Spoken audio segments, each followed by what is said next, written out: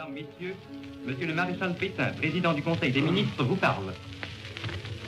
Français, c'est le cœur serré que je vous dise aujourd'hui qu'il faut cesser le combat.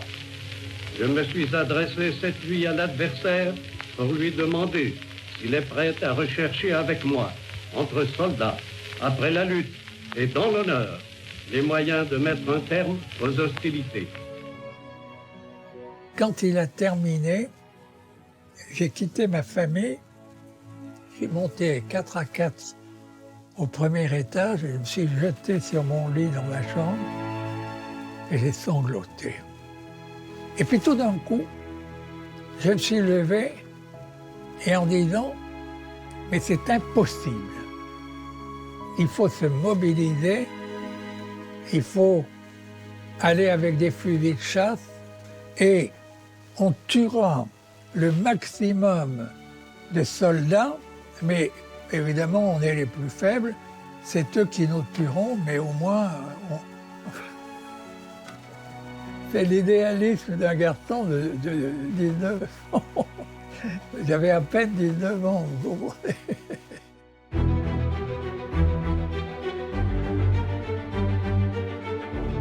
Créé durant la Seconde Guerre mondiale au creuset du danger, de l'audace et du courage, l'Ordre de la Libération est une fraternité à part. Pour leur engagement d'exception dans la France libre ou dans la Résistance, 1038 hommes et femmes ont été admis dans l'ordre et nommés compagnons de la Libération.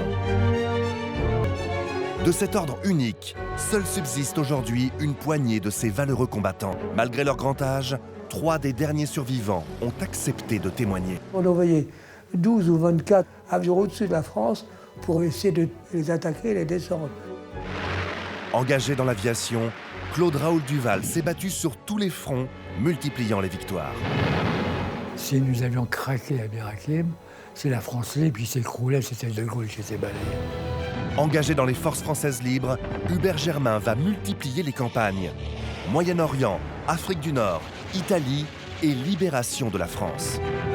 On apprend à tirer, à faire sauter des trains, à tuer des sentinelles, tout.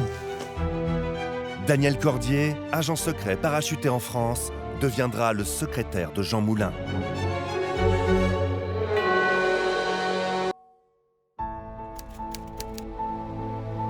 14 juin 1940. Alors que la Wehrmacht défile sur les Champs-Élysées, les rares Parisiens restés dans la capitale regardent avec tristesse et consternation les troupes occupantes marcher au pas. Cet événement marque le début de 4 années d'occupation. Voir l'armée française recevoir une telle branlée, ça m'a... Pardon. Mais ça l'a... Si vous voulez, ça m'a choqué. À Bordeaux, je voyais des officiers qui étaient restés en arrière, qui disaient « Bon, ça y est, on a ramassé la passée, mais là, on quittera l'armée, on ira cultiver notre jardin. » Et c'était des propos qui me heurtaient, qui me blessaient terriblement. C'était ce défaitisme français. Et ça m'a... Comment dire, ça m'a vraiment affligé. Alors avec deux autres copains, l'université, de jeunesse, nous avons dit, on s'en va. Hubert Germain a 19 ans lorsqu'il décide de quitter la France. À 20 ans, Claude Raoul Duval va faire le même choix. Les rues de Bordeaux, c'était une débandade de militaires de toutes les armes, plus ou moins correctement habillés. Ils étaient tous là, se promener à droite et à gauche, sans savoir où aller. C'était vraiment une vision affreuse de la France de ce moment-là.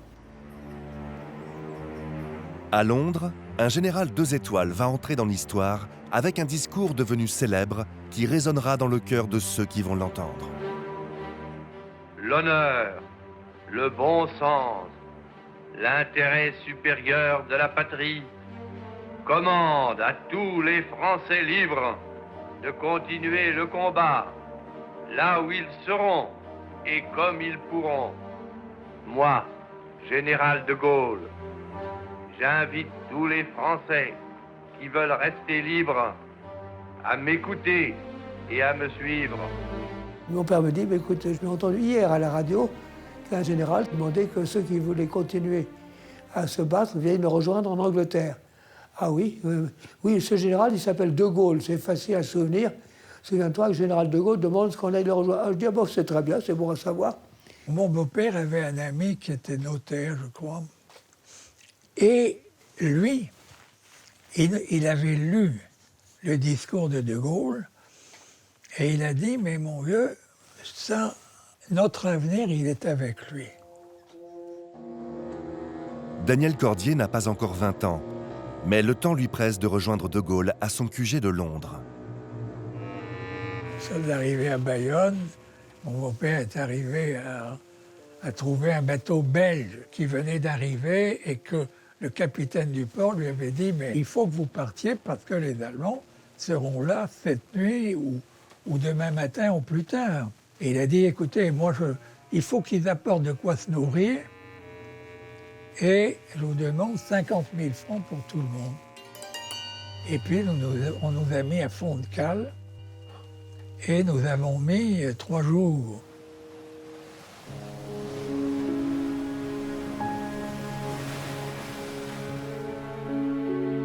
C'est un moment émouvant. Quand vous voyez disparaître les côtes françaises et qu'à ce moment-là, vous vous dites « reverrai-je un jour la France ?» S'engager à ce niveau-là, en décembre 40, c'est refuser la défaite, refuser que sa France soit occupée, mais probablement mourir dans les semaines à venir dans une cause perdue. Ils sont les pionniers. Ils sont le symbole qu'il y a une France de l'honneur. Ils sont ce que j'appelle ici l'aristocratie de la première heure ou les combattants de l'aube. De l'aube, l'aube du jour de l'espérance qui pointe. Leur idée est de rejoindre l'allié qui combat, c'est-à-dire la Grande-Bretagne. Alors évidemment, tout ça est périlleux puisque la guerre continue, l'armistice n'est pas entré en vigueur et encore moins à l'égard des Britanniques, donc il faut évidemment traverser la Manche, l'Atlantique d'abord, puis la Manche pour se rendre jusqu'en Grande-Bretagne.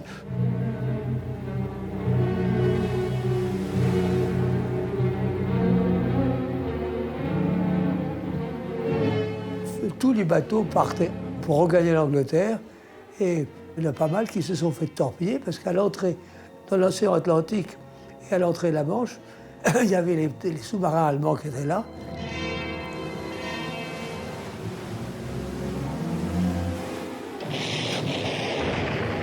Il y en a un qui a été torpillé devant nous.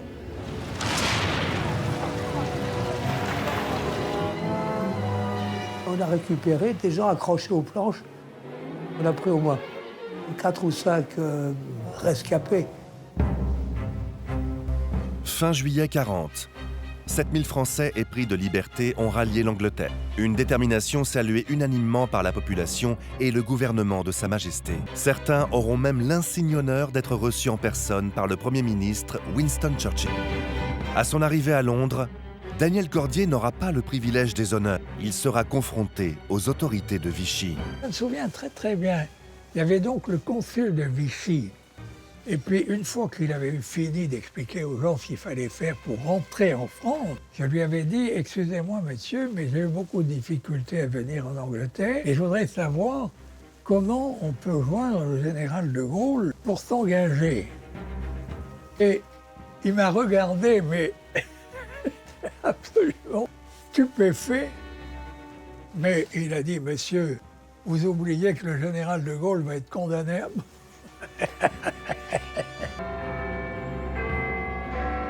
Finalement, les vœux de Daniel Cordier seront exaucés.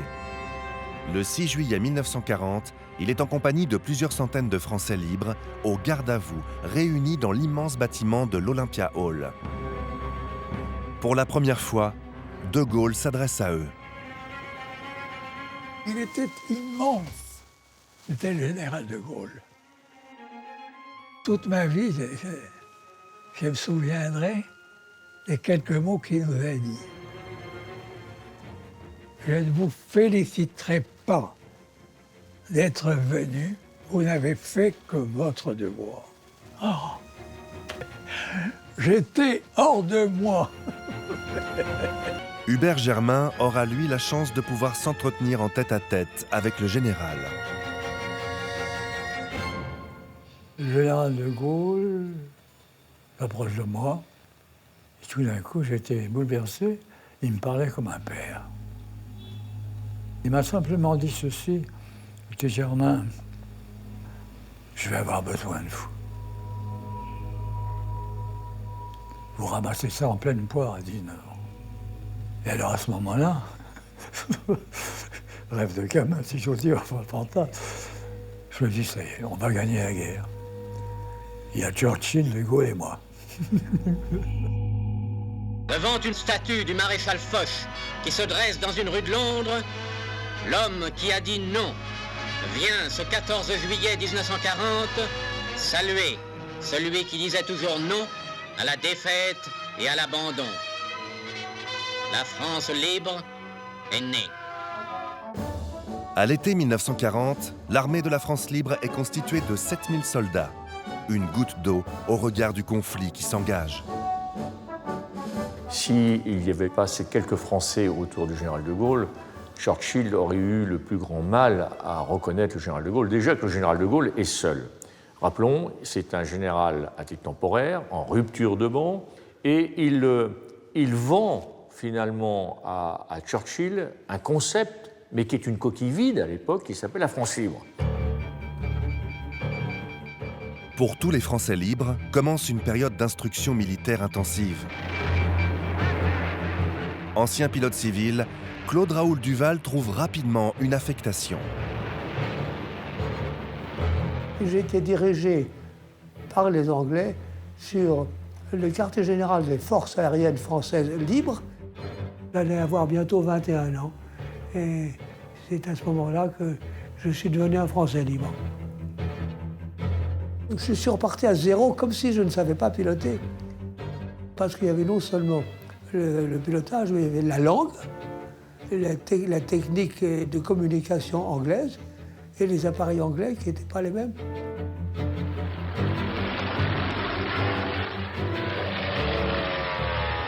Nous sommes tous venus en Angleterre pour tuer du Boche. C'est ça. Et alors, qu'est-ce qui se passe? On apprend tout. On apprend à tirer. Oui, mais où sont les Boches? Et le jour de mes 20 ans, je reçois un mot. Vous êtes reçu dans le BCRA. Le BCRA, c'est en fait les services secrets du général de Gaulle. Il faisait de l'espionnage, il faisait de l'action subversive, il faisait des évasions, voilà, il faisait de l'action politique. Et son rôle majeur, c'est d'établir le lien entre le général de Gaulle qui est à Londres, mais qui entend incarner l'autorité française, et le territoire français et les gens qui vivent en France. Le principe du BCRA, c'était de faire appel à des volontaires. Et donc, après, ces volontaires sont testés, sont entraînés pour certaines des missions très spécifiques, missions liées à l'activité de renseignement et d'action du BCRA. Et donc, Daniel Cordier fait partie de ces jeunes qui rejoignent le service et qui vont ensuite accomplir des missions extrêmement dangereuses en France occupée. Pendant 1 an, on a appris les services secrets, c'est-à-dire à faire sauter des trains, à tuer des sentinelles, tout. Au BCRA, l'instruction est ciblée. On y apprend le close combat, savoir dissimuler son identité, utiliser un poste émetteur, mais aussi acquérir la parfaite maîtrise du saut en parachute dans un but bien précis. C'est par la voie des airs que chaque agent sera bientôt renvoyé clandestinement sur le sol français. Regardez la terre toujours, les pieds toujours ensemble. Arquez le dos, numéro 2. Arquez le dos. C'est bon.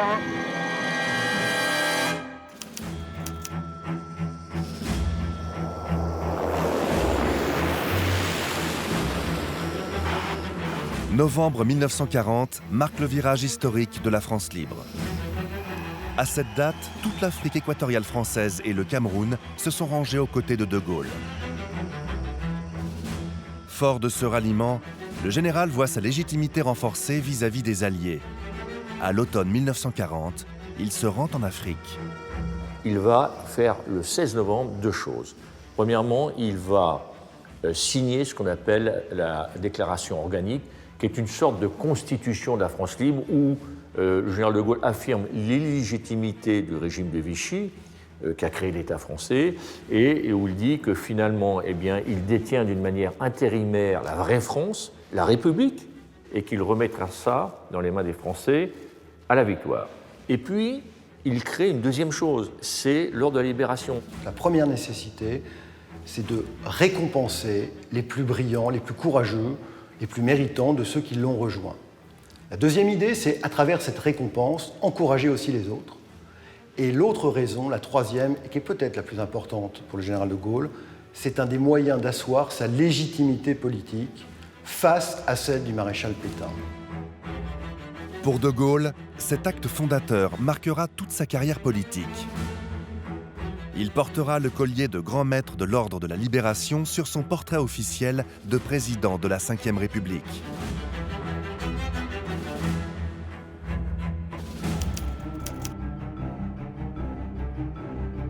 Le printemps 1941 marque la fin de l'instruction pour de nombreux soldats de la France libre. L'heure est enfin venue pour eux de partir combattre l'ennemi. C'est le cas d'Hubert Germain. Mon parrain a rejoint les forces françaises libres. Mon parrain était le général Le Gentilhomme. C'est un des bras droits de Gaulle. Je vais aller le voir et puis je lui ai dit « je suis là ». Alors il était tout heureux de me retrouver. Et il m'a dit, je pars à Moyen-Orient, le général de Gaulle vient de me charger de telle et telle mission, etc. Je t'emmène. Et c'est comme ça. Bon. Je suis parti au Moyen-Orient, 2 mois et demi de mer.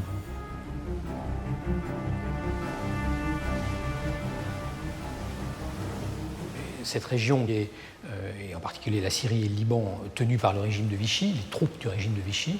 Et donc l'idée est d'intervenir pour mettre la main sur la Syrie et le Liban et éviter donc que Vichy puisse livrer ces territoires aux Allemands.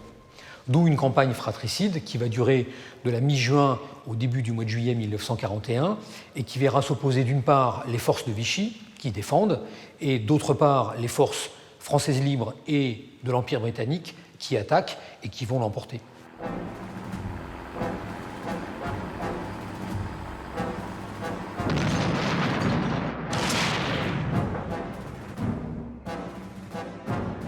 On s'est battu, c'est odieux.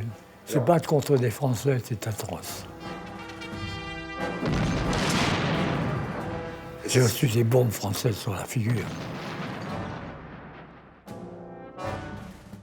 J'ai été chassé comme un lapin par des avions français, très bons avions d'ailleurs, les Morane 405. Eh bien, c'est pas possible. Une fois la situation stabilisée au Moyen-Orient, les Français libres, aux côtés des forces alliées, vont s'engager sur un autre front, celui du désert libyen. Au printemps 1942, le général Rommel, commandant en chef des puissances de l'Axe, lance une offensive qui, à terme, vise à s'emparer du canal de Suez.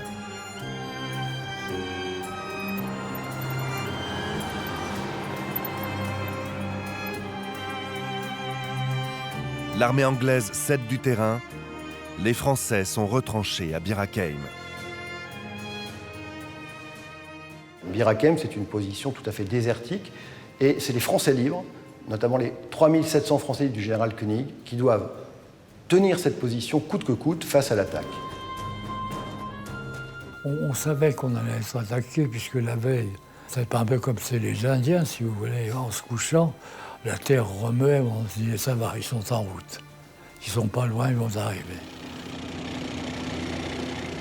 Un régiment de chars s'est présenté. Là. Bon, il y en avait 75, on en a détruit 35, à peu près. Et puis les autres ont dit, bon, ça va, on rentre chez nous.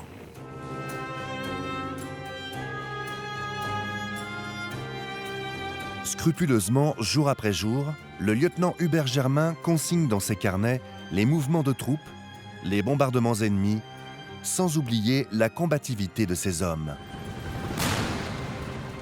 3500 hommes ou 3700 hommes de Koenig vont se battre pendant 15 jours face à 35 000 hommes. C'est un rapport de force de 1 à 10 dans des conditions extrêmement défavorables puisque, outre les attaques blindées, vous avez aussi des bombardements d'artillerie et des incessantes attaques aériennes sur la position de Bir Hakeim.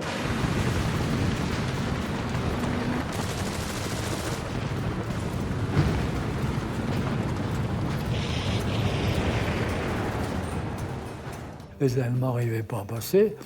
On n'avait pas du tout l'intention de céder aux Allemands pour une simple raison, c'est qu'évidemment, si nous avions craqué à Bir Hakeim, c'est la France libre qui s'écroulait, c'était De Gaulle qui était balayé. Il fallait tenir. Après avoir résisté héroïquement pendant 15 jours, le 10 juin 1942, le général Koenig ordonne une percée à travers les lignes ennemies. Cette décision audacieuse sauve la vie aux 2500 soldats du contingent français. Pour ce haut fait d'armes, il sera ordonné compagnon de la libération par le général de Gaulle. On pourrait considérer d'une certaine façon que cette bataille se termine par une simili-défaite. Sauf que cette bataille permet aux forces alliées de gagner un temps précieux, et donc faire gagner un temps précieux à ceux qui battent en retraite, et éviter que cette retraite devienne quelque chose de pire, c'est-à-dire une débâcle. Et c'est donc en fait une victoire qui va être célébrée comme telle et qui va accroître encore la légitimité française libre, en particulier la légitimité des forces militaires françaises libres. C'est la première grande victoire française, c'est, De Gaulle a dit, la renaissance des armes françaises. Été 1942 à Londres. Après une année de formation dans les services secrets, un jeune homme s'apprête à vivre le moment le plus périlleux de sa vie. L'agent secret Daniel Cordier va accomplir sa première mission clandestine. Alors, on nous donne une capsule de cyanure, on nous explique comment ça fonctionne. On met la capsule entre les deux dents et on presse, donc ça crève et instantanément on meurt. Je dois vous dire que c'est vrai que j'ai pas beaucoup d'amis qui l'ont croqué. Quand on a 20 ans, on n'a pas envie de se suicider. Dans la nuit du 25 au 26 juillet 1942, Daniel Cordier quitte le sol anglais. Destination Montluçon, son point de parachutage. La première étape de la mission passe par Lyon. Daniel Cordier a rendez-vous avec un contact de la plus haute importance. La première personne que vous rencontrez, le premier chef, c'est Rex. Je me souviens, on monte derrière la mairie de Lyon, ça monte assez fort, et on nous emmène dans une maison, on sonne, il y a une vieille dame qui nous ouvre la porte, et qui en même temps nous ouvre la porte du salon.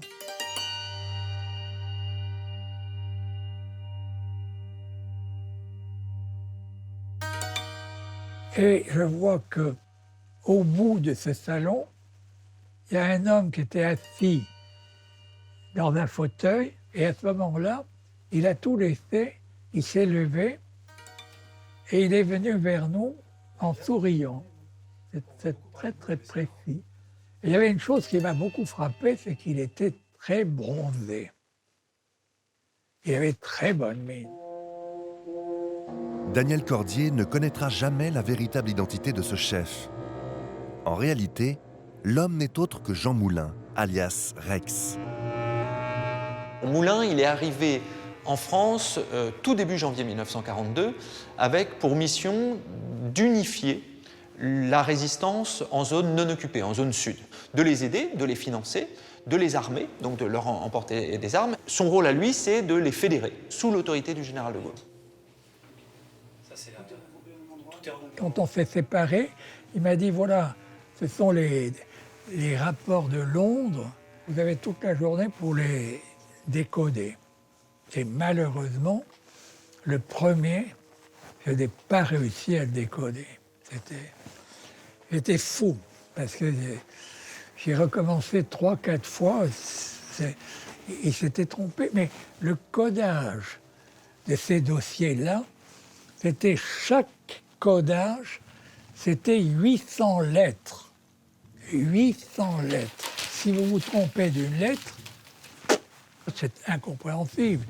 Passé ce premier accroc sans conséquence, Daniel Cordier devient secrétaire particulier de Jean Moulin. Il est en charge de la coordination de la délégation générale que dirige Rex.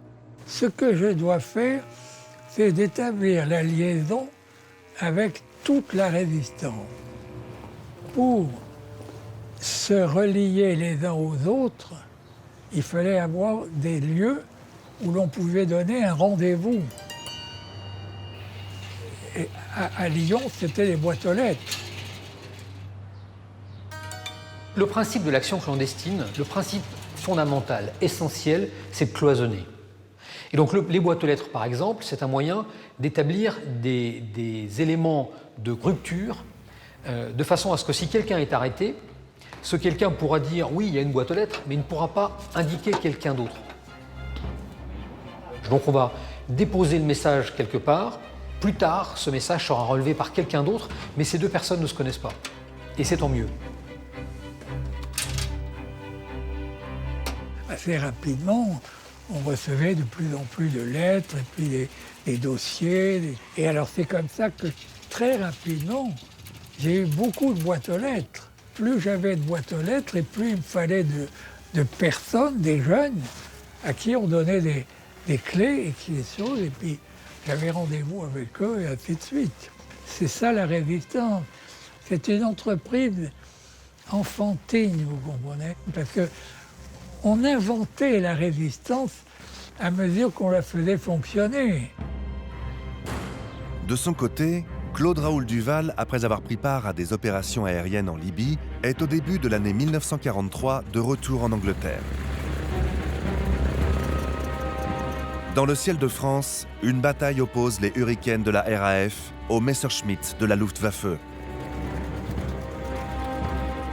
On faisait ce qu'on appelait des sweeps, c'est-à-dire qu'on envoyait 12 ou 24 avions au-dessus de la France, on faisait un grand coup de balai, d'où le mot sweep en anglais, balayer, pour essayer de faire monter les avions allemands et les attaquer et les descendre.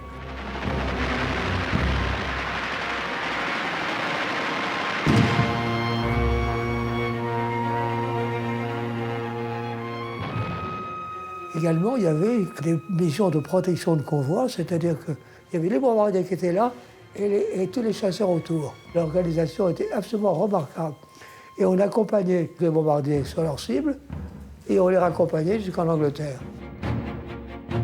Aux commandes de son chasseur anglais, Claude Raoul Duval enchaîne les missions et totalise près de 400 heures de vol. Le 13 avril 1943, il survole la France. Quand on est arrivé sur l'objectif au sud de Tancarville, tout d'un coup, il y a une série d'avions allemands qui nous sont tombés dessus. Tout d'un coup, je vois derrière moi un avion allemand qui me tirait dessus. Alors, j'ai hurlé au téléphone, on est attaqué. Et ma phrase s'est arrêtée là parce que mon avion a été touché tout de suite. Ça fait une explosion à l'intérieur du cockpit. Il y avait la fumée partout, ça a commencé à sentir très mauvais. Et l'angoisse, c'est d'abord savoir si on peut ouvrir le cockpit. Parce que moi, j'étais en descente en vrille assez rapidement. Il fallait que la glissière fonctionne. Le deuxième danger, c'est qu'en sortant de l'avion, on soit touché par l'empennage. Alors moi, j'ai réussi à ouvrir, j'ai réussi à sortir de l'avion, la tête la première. À ce moment-là, je tire sur la poignée de mon parachute. J'avais à la main, j'avais 7 poignées d'extracteur. Je me dis, je suis foutu, j'ai cassé mon parachute. À ce moment-là, j'ai vu le parachute, il s'ouvrait. Tout d'un coup, j'ai dit, ça marche. J'étais en plein air, au bout de mon parachute. C'était paisible, il n'y avait pas de bruit. Je me balançais dans le ciel. On se dit, pourvu que ça dure, quoi. Le pilote Claude Raoul Duval vient d'atterrir en territoire ennemi. Sur son carnet de vol, le chef d'escadrille va annoter la mention « Missing », portée disparue. Seul sur le sol français, Claude Raoul Duval est en train de vivre la pire des situations. Être abattu au-dessus de la France, c'est un gigantesque problème parce qu'il ouvre son parachute et il tombe là où il peut. À partir de là, il faut une succession de chances pour réussir à s'en sortir. La plupart d'entre eux sont évidemment arrêtés et envoyés dans des camps en Allemagne. Je me suis éloigné le plus rapidement du point de chute et j'ai marché dans le bois tout le temps jusqu'à un moment donné. Il y avait un homme qui était pour moi assez âgé, qui ramassait du bois par terre, qui courbait en deux. Alors je dis, monsieur, est-ce que vous pourriez m'aider? Le type me retourne, il me regarde, il me dit, j'ai compris, ils t'auront pas. J'ai été donc pris en charge par un homme bienveillant parce qu'il aurait pu, s'il avait voulu, me dénoncer en allemand et obtenir une récompense. Errant de planque en planque, Claude-Raoul Duval cherche désespérément un contact susceptible de l'exfiltrer vers l'Angleterre. Ce n'est que vers le fin mai que j'ai enfin été mis en contact avec un réseau de rapatriement. Et il se trouve, comme par hasard, c'était mon père. Parce que mon père qui m'avait embarqué en juin 40, c'est lui encore qui m'a récupéré quand j'étais abattu.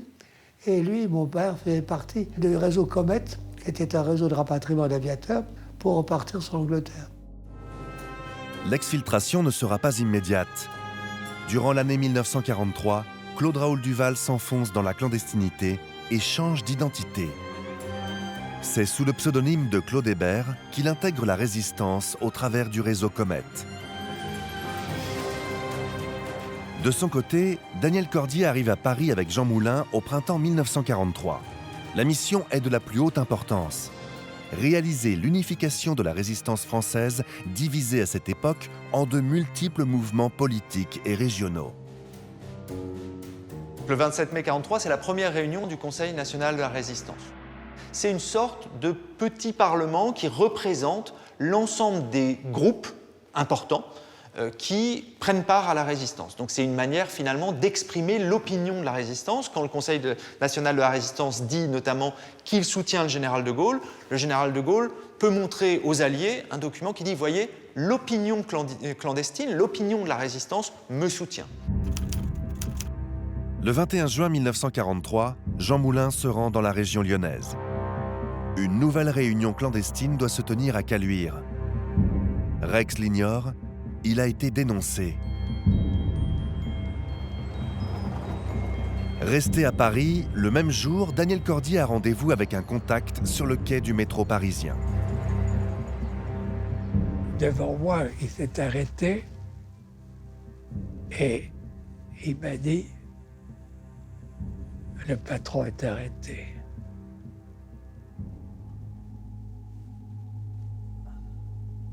Le métro a refermé ses portes, les gens sont partis. Et nous étions là tous les deux, et j'étais assommé, j'étais exterminé. C'était quelque chose qui était inimaginable pour moi. Parce que nous pouvions tous être arrêtés. Ça n'avait pas d'importance. Mais Rex, lui, ne pouvait pas être arrêté. Parce que Rex et De Gaulle, c'était pareil. Rex était De Gaulle en France. En novembre 1943, au sud de l'Espagne, une toute autre partie se joue pour Claude-Raoul Duval. 6 mois après avoir été abattu, le pilote a réussi à traverser l'Espagne pour rejoindre le port de Gibraltar. Quand on est sorti de Gibraltar, on est parti en mer et on a été attaqué par un Condor qui bombardait le convoi.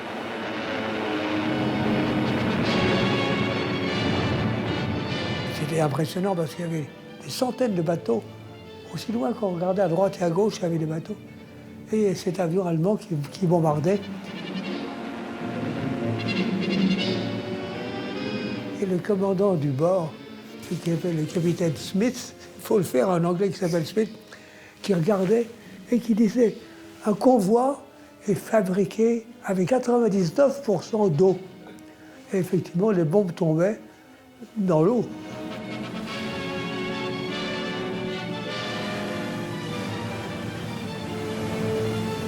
Finalement, Claude-Raoul Duval retrouve l'Angleterre sans encombre pour reprendre immédiatement les combats sur de nouveaux avions, les Spitfire.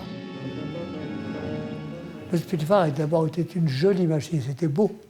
Cet avion qui avait des ailes elliptiques, c'est joli à voir, était très fin, était plus petit que le Hurricane, et c'était un très bon avion.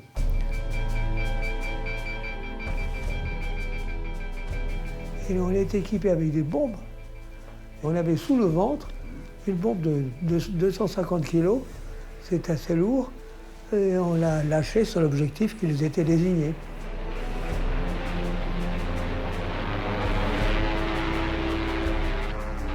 On visait avec l'avion, on avait un viseur, on visait avec l'avion. Alors évidemment, il fallait tenir compte du fait que la bombe prend du retard, elle ne tombe pas tout droit.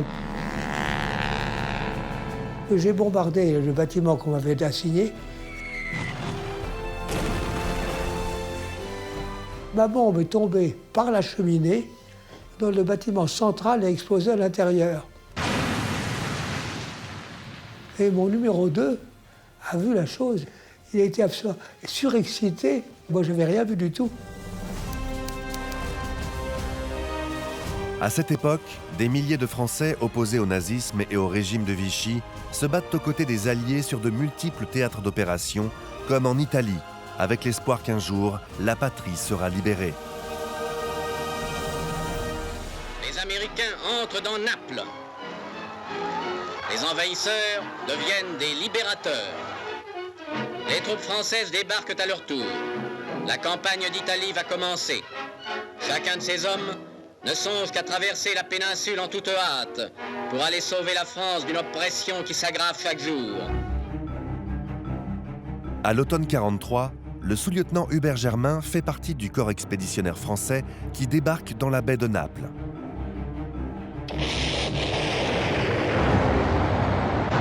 L'objectif est de foncer sur Rome. Mais la progression des troupes va être considérablement retardée à cause de la résistance acharnée de l'ennemi. Un mauvais souvenir pour Hubert Germain. L'Italie a été dure. Elle a été dure, elle a été cruelle. C'était les troupes allemandes, dures, vraiment très très dures. Et on recevait tous les morts. Tiens, un tel, tous les copains apparaissaient. Et puis on les enterrait. Et suivant le rite, je sais enterrer un chrétien, je sais enterrer un juif, je sais enterrer un musulman. Nous sommes arrivés au pied du Mont Cassin, un peu en retrait. On m'avait dit, puisque j'étais officier adjoint, à ce moment-là j'ai pris du galon, il faut prendre position sur ce village. Il est à nous. J'y vais, je vais en reconnaissant, puis je m'aperçois qu'en réalité, il n'était pas du tout à nous, et que les Allemands ont vu un mouvement, ils ont tiré, et nous avons été atteints. Et moi, j'avais un très bon ami, crac, le but dégringole, il me laisse tranquille, mais lui, la tête ouverte. Et vous voyez la cervelle de votre ami qui s'égoule sur le pli du pantalon. Votre meilleur ami. Un type remarquable. Il faut avoir un moral bien accroché. C'est là que j'ai été descendu. J'ai été descendu, bon, évacué. Évacué sur Naples, Hubert Germain va se remettre de ses blessures. Mais contraint à une longue convalescence, une seule idée l'obsède, retrouver au plus vite ses camarades pour reprendre le combat. Au mois de juin 1944, il reçoit un message qui bouleversera sa vie. Ordre est donné au lieutenant Germain de se présenter le jeudi, je crois que c'est le 30 juin, à 11h exactement. Le général de Gaulle, à sa descente d'avion, le recevra dans l'ordre de la libération. Pardonnez-moi, mais c'était le moment le plus considérable. Mais c'est pas possible. J'avais jamais pensé à ça, j'avais jamais réfléchi. Je dis à mon copain, mais ils sont dingues, qu'est-ce que ça veut dire, c'est pas moi. Celles et ceux qui finissent par obtenir cette croix, cette médaille, sont des gens qui se sont évidemment extraordinairement distingués dans le combat pour la libération de la France. On peut dire clairement que tous les compagnons de la libération sont des gens extrêmement méritants. On peut dire aussi que tous les gens extrêmement méritants n'ont pas été compagnons de la libération. D'ailleurs, je n'ai jamais vu un compagnon de la libération me dire autre chose que j'ai eu plusieurs camarades qui avaient les mêmes mérites que moi et qui n'ont pas été mais auraient pu être compagnons de la libération. Ce qui veut dire quoi? C'est-à-dire que l'ordre de la libération est un exemple. Et quand à titre personnel, on est nommé compagnon de la libération par le général de Gaulle, c'est aussi parce qu'on est le représentant d'autres camarades.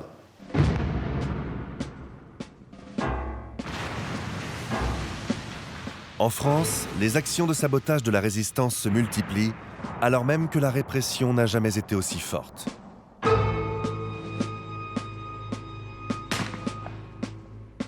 Certains réseaux sont décimés. Le monde de l'action clandestine est aux abois. À Paris, début 1944, Daniel Cordier considère son arrestation comme imminente. Il en fait part à Jacques Bingen, l'un des principaux responsables des services secrets. Tout le bureau a été arrêté. Toutes les liaisons ont été arrêtées dans le précédent bureau. Nous avons pu, vous et moi, échapper à ça.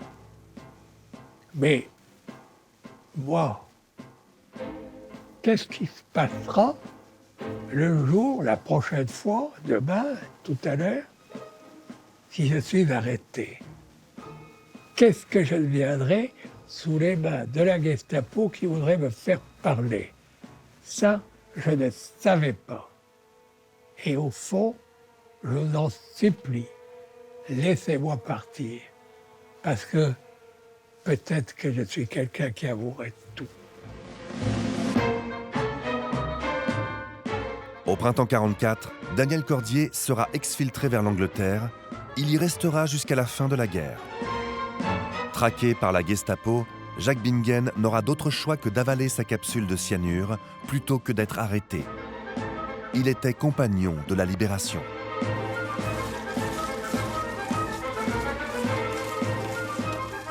Le long des côtes anglaises règne une certaine effervescence.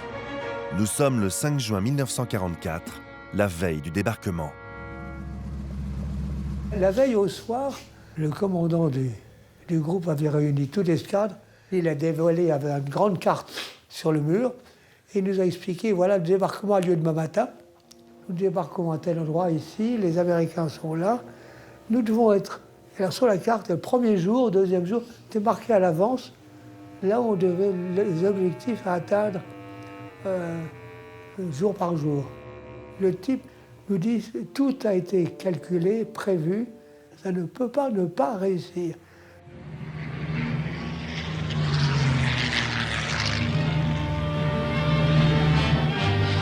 Les Anglais envoyaient en permanence quelque chose comme 200 ou 300 chasseurs en même temps dans le ciel, en disant que si les Allemands sortent, ils auront une dérouillée.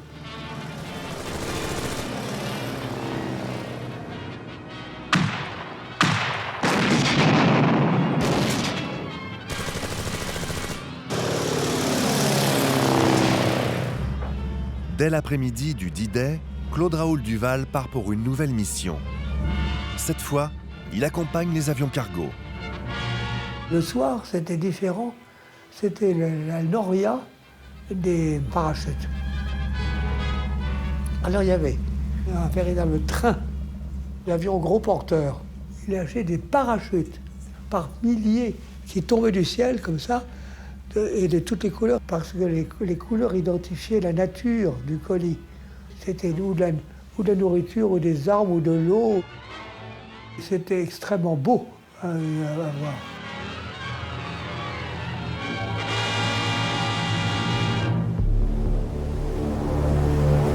Durant cette période, Claude Raoul Duval va multiplier les missions dans le ciel de France.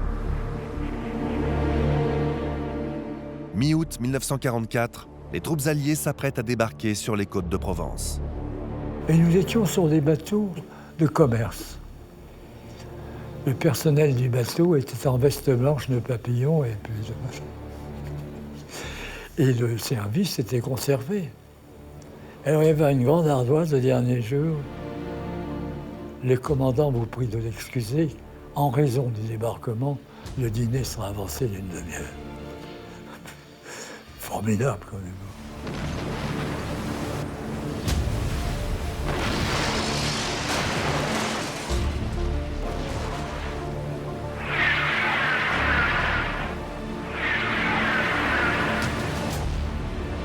On était tendus, comme des cordes de piano. Il fallait se dire, on y va, il n'y a pas de quartier à faire, il faut tuer et passer, mais tuer.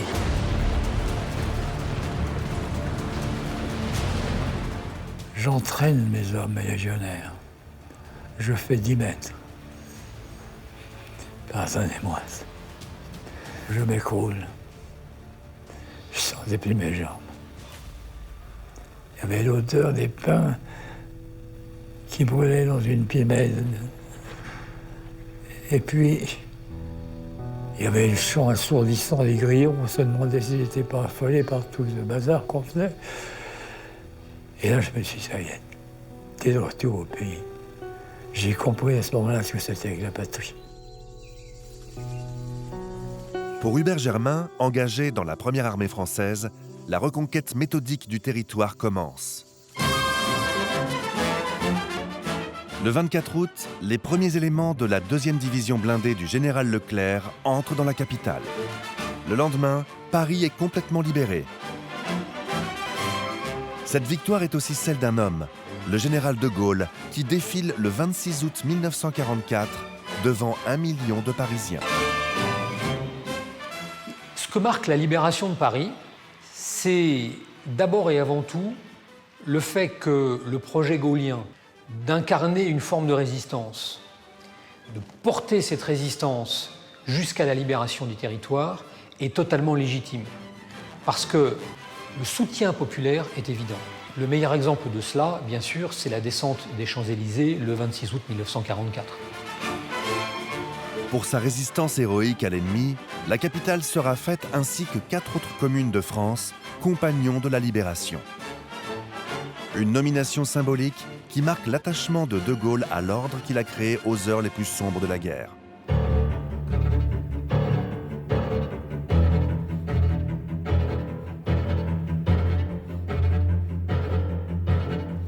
Mais c'est au moment de la capitulation ennemie que l'ordre de la libération prendra toute sa dimension.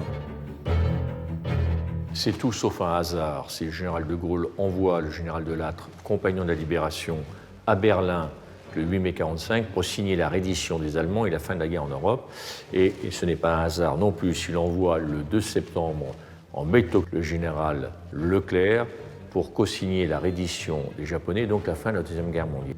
Les compagnons ont été à la racine de l'action. Le général de Gaulle souhaite que symboliquement il soit là pour signer la victoire et la défaite de l'ennemi. L'ordre de la libération compte au même rang des anonymes et des gens illustres comme Winston Churchill, Félix Éboué, les futurs premiers ministres Pierre Messmer et Jacques Chaban-Delmas ou l'écrivain Romain Gary.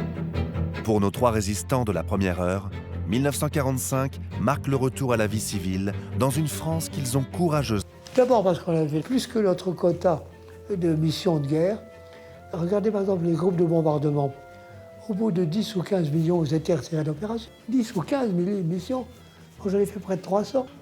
J'étais jeune marié, bon, j'étais avec mon épouse, et à 6 h du matin, on sonne à la porte. Je vais ouvrir. Je vois 2 gendarmes. Jamais j'ai vu les gendarmes aussi bien habillés, propres et astiqués.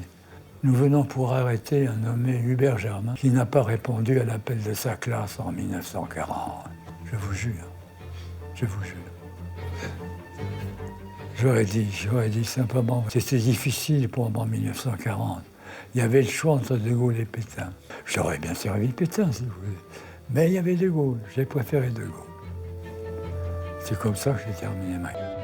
Être compagnon de la libération, c'est avec le temps que c'est devenu une récompense extraordinaire. Quand j'ai l'occasion d'aller dans des cérémonies et tout ça, c'est la seule médaille que je mets en entier, là. Parce que c'est vrai que je suis heureux d'avoir ça. C'est le sacrifice des enfants que nous étions. C'est ça. En 1946, le général de Gaulle clôt l'ordre de la libération. Il le rouvrira exceptionnellement pour Winston Churchill et le roi d'Angleterre George VI. Au total, seuls 1038 hommes et femmes auront été décorés, ainsi que 5 villes et 18 unités militaires.